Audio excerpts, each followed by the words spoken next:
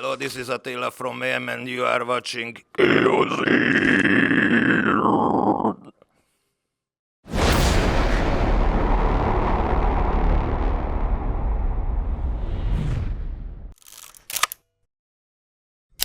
Okay, so what's up everyone? It's Helsinki Metal Festival day number 2 and I have Attila from Mayhem here as guest. Hello everyone, hello Finnish diehard fans and metal fans and everyone out there. How are you? How's the summer been? Thank you, I'm fine. The summer been good and we just started, actually we had a month off, so just now we started to come back on festivals and it's been going very well. It's our 4 years anniversary, which is going on, and it's a special show. It's a long show and we will go like on some 4 years anniversary tours. Starts in September in European leg, like most like the East and South. Then we're gonna do US and Europe again, as I heard this year, and at the end Australia and Japan or like Asia. So like 40 years. 40 fucking years, yes. How does it feel to like even heard that it's like 40 years? You've been in the band for like 32 maybe or something like that? Yeah, depend. I mean, yeah, I was first contacted by Euronymous back in 91, 92 maybe. Okay. And then I sang in 93 on the first full length. Okay, so it's like 37 years for you.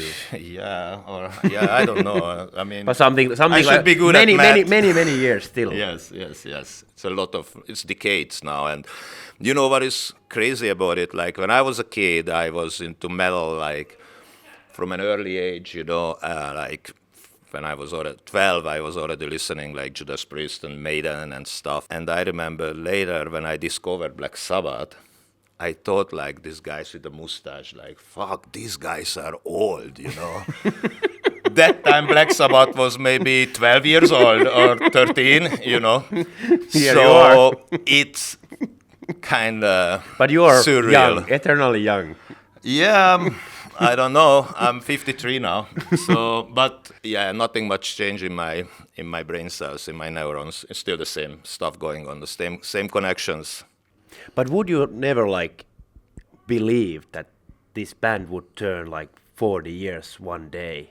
Yeah. Because it was quite a turbulence in the early days. That's amazing, and that's why I respect so much our fans and all the metalheads out there, because you guys make it possible, not us, you know. Like, without your support, it would never happen, and that's amazing how, like, yesterday I saw the crowd, you know, and, like, it's still a big crowd here in Finland, which is, like, not a big population, and actually I really adore this country for the metal scene. It's really, really amazing, but what I just want to say, actually, I should salute and thank our fans and all you guys who are involved, including you and everybody, you know, who is in the heavy metal business. And as you can see, we are like, you know, we are like an amazing scene now, and everybody is respecting each other. I just listened to a podcast about capitalism, you know, the other day, like how the idea of a company and the motivation should be to destroy the other, you know, to overcome the other. And in the scene, in the metal scene, we have a healthy competition or inspiration to each other, or we give like fuel to each other's hatred, as Satyricon would say, you know, Sigurd. They played yesterday, you know. We all friends, the musicians, really respect each other, and we still like on the same kind of giant Titanic boat, you know, which never gonna sink this time, you know. And this is amazing, and that's why I love to play this kind of music, this form of music, and I think that's why metal is exceptional in the whole meaning. And look at Maiden, look at actually Sabbath, you know, like look at, they still fucking around, you know, like Bruce is like in a great shape. I just saw Judas Priest the other day, you know, one of my all-time hero, Rob Halford, you know, he's killing it. 72, I heard, or something. 72 or 73. Sorry, Rob, I don't know. But it's like, amazing, you He's know. very good. He's very he good was live. amazing, and like it's like so inspiring, you know. This is what I'm talking about, and it's nothing like he's super supportive to us, you know. I saw one of his vests; he had like a Mayhem patch and shit, you know. I was Okay. like, wow. I just met like Tom G. Warrior this morning when he left, and he was like, we were like really like hugging and saluting. Of course, we know each other for like 20 years, but still, you know, he's one of my all-time heroes. Like Celtic Frost was such a huge impact on And me. he's you still know? doing it also. And he still doing it. And yeah, that's like the first experimental music I ever heard, you know, was Dance Macabre from, I don't know which record is it now, maybe To Megatherion or maybe the one, I don't know, maybe the other one. But anyway, he was like such a huge inspiration, and now we are friends, you know, and now we support each other, and we are talking about like we should make a tour together one day, you know, with Triptychon or his new project, whatever. You never toured. I did when I was with Sun. Okay, yes. In the US, we toured together. Sun and Celtic Frost, or Okay. Celtic Frost and Sun, whatever you put it. I would put it in that way, like, you know. So that was amazing. That was the first time I got to know him like closer, you know, and you know everything is connected, and he's like taking care of the heritage of like H.R. Giger, you know, Giger, which is also a huge inspiration, you know, the alien to me, and his amazing surrealistic paintings like blown my mind. Yeah, he's been very important to he- metal in general. Yeah, and he's, you know, like the To Megatherion record, you know, had this Giger painting, one of his paintings called Satan, I think. That's how I got to know of this artist, you know. So, and then I saw his other paintings, and I was just blown away. And then I figured out, I was a kid, you know, so and figured out that this is connected to the Alien movie and everything. I'm just saying, like, it's like a wild connection, you know, now. And I think kids also, we have more and more fans. That's amazing too. Like we talk I about. think Mayhem is now more popular than it has ever been. Do you agree? Could be, yeah, thank you. Yeah, I mean, I'm just amazed, like, you know, see these young people coming to our shows, you know, and I'm just thinking, like, we talk about 40 years. It's 40 years, it's already old for, like, being a human, not for a band. Yeah. And I'm just thinking, these kids, they like to see these old dinos on stage, you know, and fuck yeah, you know, it's amazing. But like 40 years, it's a long period of time. Very long. Are there very like long. some specific highlights or lows that you recall from this like very long journey?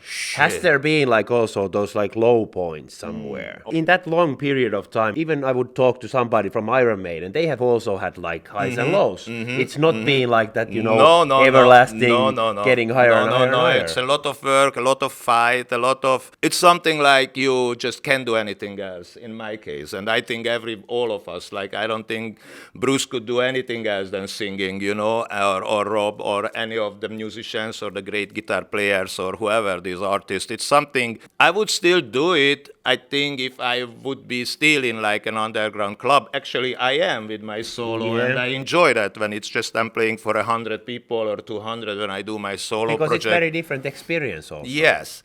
And also, like, I started in Hungary, like, my first show was in 86, you know. We had so many shows in the 80s, you know.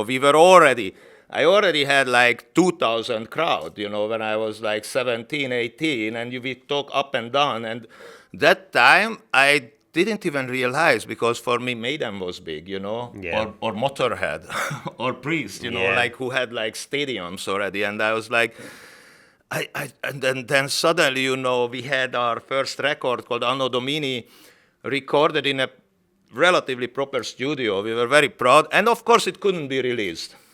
Puff, down. And the members had to go to military. It was a mandatory in Hungary to do military service. I could somehow survive, you know, thanks to my psycho ward, you know. But anyway, the band went down, you know. And now we are back, by the way, with Tormentor, and we are playing against shows, and like we're just gonna play in Detroit, in US, actually next weekend. So it's amazing.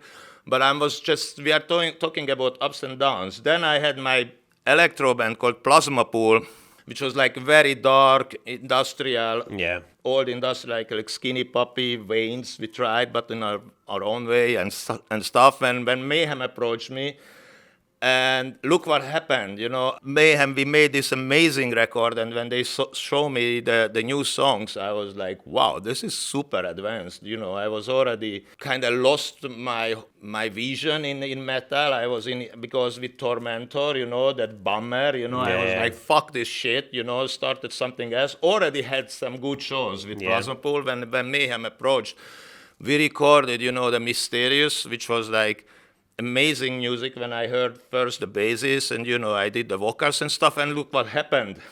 That was like unpredictable. Like, it was so crazy that my band members actually murdered each other. That was like insane. So that was like, it was hard to comprehend, you know, like what the fuck is going on. Then I go home, talk to my other bandmates. They say, I mean, our keyboard player did some wrong deal with some wrong guys. They came with the fucking guns, took all our instruments down, you know. Then we were like super down. I was super down. That was like, what the fuck? Mayhem looked like really good, like Euronymous. We talked about like, yeah, we're gonna start the tour. I was like, finally I have a record out, because it was like in the 90s, and then it was really big deal to release an album, you know, with a label or something. And I was like, okay, I've been already playing music for 10 years. Finally we have a record. That happened, but the tour didn't happen, what we're talking about. And then Euronymous said like, yeah, we're gonna start in the Hammersmith Odeon in London like Venom did, you know. I was like, fuck yeah, this is what I'm talking about. I already prepared my life for that, you know. I was still at a university in Hungary, and I was like, yeah, I was ready to move to Norway, you know, and do this.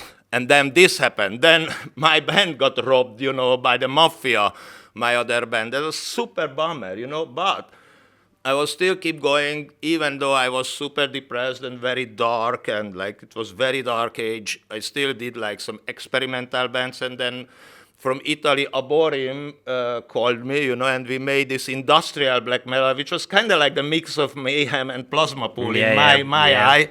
So I was like, fuck yeah. That was also coming up.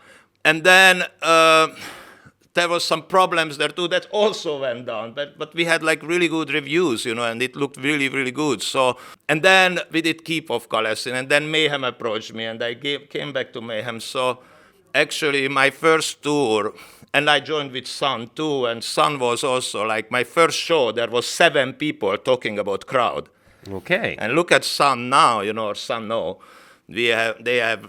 I'm not with them right now, or kind of having a break with that. But they have like 1,000 people, you know, in Austria. Big shows. That was Austria, you know. We had 7 people. I was like, fuck it, it's great. It's perfect to try out, you know. And then. But you've seen it like. So this is what we are talking about, you know, like bombs. You just never give up. I mean, it's something like a driving force. I love that show when it was 7 people. For me, it doesn't matter, you know. And I love that when we have 70,000 the other weekend with Wacken, you know. It's something you can't predict. You can't plan. So if you want to plan, like, yeah, I'm going to be this and that, then don't start to play this music. Only start if you feel inside a driving force that you must do it no matter what. Who cares what happens? 7 people or 70,000 doesn't really matter as long as you express yourself. You have to express your feelings, you know, and that's what people will. Has that been always like the main driving force for you? That, yes. Like expression is like totally. The most important thing. Totally, and also I love to be a vocalist. I don't know, it's just very inspiring for me, you know, that keeps me sane, so to say. Has these all kind of like activities around that for number 40 been also like a trip down to your memory lane that you have, and has that been like inspirational also in terms of like new music and everything? Always. I always like to do new stuff, you know, like now, like, you know, okay, now everybody says that was the old school Mayhem, you know. That time it was futuristic, you know, so. But I also respect, you know, the old bands. I love the 60s music, and I love, like, I don't know, I just discovered, like, Moving Sidewalks, the band. I don't know if you heard about. That was like, the band of Bill Gibbons from ZZ Top, you know, his first band.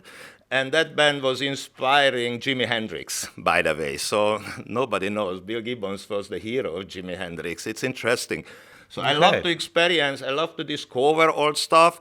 In the same time, I love to do futuristic stuff, like for instance, my solo project, when I use these loop stations, and I'm doing, like, for instance, a live soundtrack for the old Nosferatu silent movie, you know, and that's like something when past and future meets to promote that old piece of art, that beautiful piece of art, that movie. But my idea was, like, no one watched that movie. The kids, like, everybody see the scenes, you know, of Max Schreck, or, like, you know, like, everybody knows the face of Nosferatu, but few people actually watched it. So why not making a show and promote this movie and support it? But at the same time, it's a futuristic idea to me, you know? It's like a bridge of time, you know, or something. But it's that also something that, like, also inspires you as a musician, that you can do these, like, new sorts of things that you didn't even know that you will be able to do one day. Yeah, it's challenging. It's very challenging, and I love to challenge myself. Of course, you always have to challenge yourself if you want to get anywhere, and that's what people appreciate. And also, I think the fans love that we are individuals in these bands. You know, these bands are all representing something, a story, that are individuals. It's not just like what you see on MTV, like these bands, like, put together by some idiot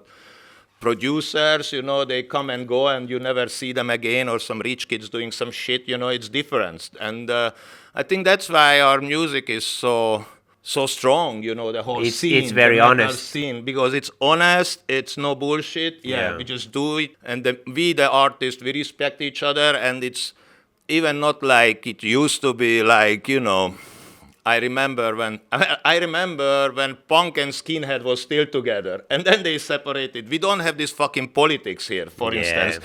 Everybody is like, any race, any fucking fake religion, anyone is welcomed, you know. Everybody is, like, same and together, and we celebrate the misery of life, basically, you know. And what can we do, you know? This is Kali Yuga, as the Indians say, and or the Hindus, you know. I think it's beautiful, and I'm very happy to be here and talk to you now, and to play in this fantastic city and this fantastic country, you know, and this amazing festival and these people. And in a wide perspective, we are all like a huge family, you know. We are just trying to survive this dark age, you know.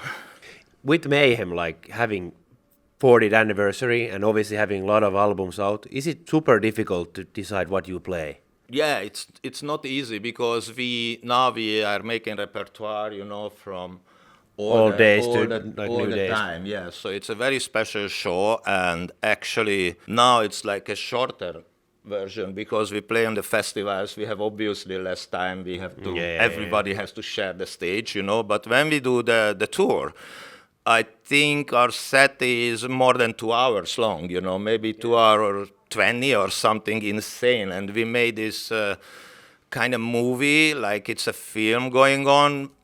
This is our new show, like it's like a whole story of the band. And the whole 40 years is also, which I would like to emphasize here, is about our brothers who actually give their blood in real for this band, and they died, you know. It's talking about Pellet and Øystein, Euronymous, you know, who, so we had already 2 death cases in our career, you know, so this is how fucking hardcore this is, you know, and this is how heavy, and you must be really dedicated to do this, even when shit happens like that. We never stop, we never give up. Latest piece of work with Mayhem is obviously Diamond, which was released 2019. Mm-hmm. Have you been up to any new music? Yeah, but what happened then, this bullshit COVID came, and that kind of like crossed our time schedule. That's why we are a little bit delayed now. Like when the album was out, it completely chopped our head off, because we were like supposed to play a US tour. A lot of money, you know, we have like all our savings, so to say, in the band, you know, and we had to invest in the tour. It was just going straight down the drain. We were just there in March, we had a pre-production, we had the buses rented, the backline, the crew, thousands of t-shirts being printed, everything is ready. And everything was flushed down And the it was just when it happened, so we left Chicago to go to Denver, and halfway in Omaha, we turned back. So you couldn't max more the costs, and everything went on. That time, of course, they said, no, it's only going to be 3 months, and you come back. So we were like, oh, fuck. I was thinking, like, I should stay in U.S., you know, and just go to Florida or something. That would have been a long trip. That would have been a fucking long trip. So luckily I didn't do, but that was already chaos. So everybody said, like, you have to go. Like, already was a mess at the airports and shit. So we just made it back. But that was like a big pushback for the band, you know. But then again, we never stopped, we never gave up. But that caused a little bit of delay, and now this 4 years. But don't worry, a new album will come, I guess. I'm sure, actually. Can you tell like a bit more? Is there like already music ready, or do you wanna? No, I would not like to say anything. Let's keep it for now, and we are playing with some ideas. Yeah, we have some ideas, some songs and stuff, but it's not about to prove something anymore. No, you don't have to prove anything anymore. It's just how it comes, you know. Better to wait and have the right time and the right inspiration. But I'm pretty sure it will be listenable. How long will these anniversaries like last? Will it be next year? It's only this year, and actually we shift a little bit to next year because it was not possible to schedule Australia and Asia. Yeah, everything the same. So that's gonna be still in January, but of course 40 years just now. Yeah. But then you could do another 4 years of the Mysterious or the Death Crush or whatever, but we're not going to go there, I think. So we're going to have a new album, After that's the time is going to be to shift to new album. Yes. Hey, thanks a lot for taking the time to talk to me, and all the best for tonight's show. Anything you want to say to the fans? Thank you. I already said, I really adore you guys, and thank you for your support, and keep it up, keep the horns up. Thank you very much. Thanks.